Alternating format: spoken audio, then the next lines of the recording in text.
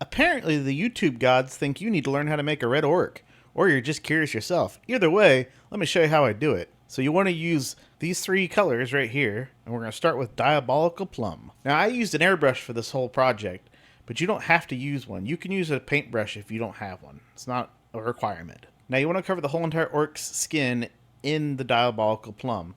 You want to get 100% coverage on it. Make sure it's really good. Now, this purple color is actually becoming my favorite color.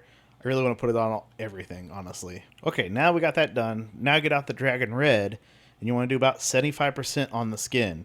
You don't want to cover it up completely, because the purple is going to be your dark undertone. This is where your shadow is going to be.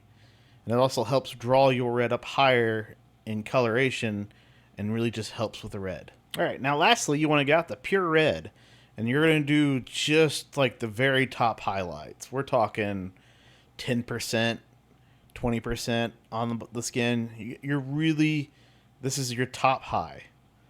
So just don't get too crazy with it, but you still want to get a good spot because this is your very bright red. Alright, I did say only 3 colors, but if you really want to push this to the max, what you need to do is get out Burning Ore, which is a really nice orange color, and we're just going to dry brush it.